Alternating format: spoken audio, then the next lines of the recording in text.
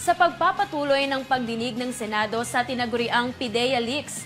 Misturang hindi namang nakapagtimpi ang mga senador sa pagsisinungaling. Ina dating PIDEA agent na si Jonathan Morales at dating opisyal ng NAPOLCOM na sa Picoy, Santiago. Nagbabalik si Raymond Tinaza. Pinabulaanan ni dating Executive Secretary Paquito Jojo Ochoa na may alam siya kaugnay sa umano'y PIDEA document kung saan nakalagay na target ng drug operation si Pangulong Ferdinand Bongbong Marcos Jr. at aktres na si Maricel Soriano. Nadapit ang pangalan ni Ochoa sa pagdinig matapos sabihin ni dating PIDEA agent Jonathan Morales na umano'y pinigilan nito ang operasyon ng PIDEA laban kina Marcos at Soriano ayon umano kay dating PIDEA Deputy Director for Operations Asek Kadapana. Sinabi ni Ochoa na hindi rin niya kilala ng personal si Morales at wala ring alam ang kaugnay sa umano'y meeting sa Malacanang kung saan pinag-usapan ang pagkaugnay ni na Marcos at Soriano sa iligal na droga. Hindi naman nagtagal si Ochoa sa pagdinig at agad ding pinauwi matapos ang pagtanong ni na Senator Ronald Bato de la Rosa at Senator Jinggoy Estrada.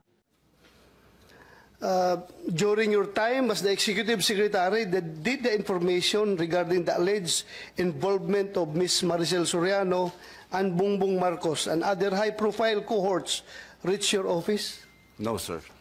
Thank you. May we know if you have seen the alleged pre-operation authority document signed by Mr. Morales, which is one of the subject matter of this inquiry? Not at all, sir. Samantala, nakakulong na ngayon sa Senado si Morales. Ito'y matapos ipasight for contempt ni Senator Jinggoy Estrada at inaprubahan naman ni De La Rosa na siyang chairman ng komite. Napikon kasi si Estrada dahil sa pagsisinungaling ni Morales kaugnay sa kanyang personal data sheet nung siya ay nag-apply bilang agent ng PIDEA. Una nang nakontempt si Eric Picoy Santiago ng National Police Commission o NAPOLCOM kaninang umaga. Before this committee, There's a motion from Senator Jinggoy Estrada that the resource person is cited in contempt. Any objection?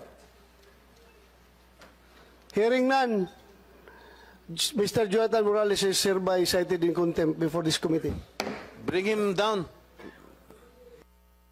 Mr. Chair, please instruct the... Ako, si Raymond Tinaza para sa Kwentong Politiko.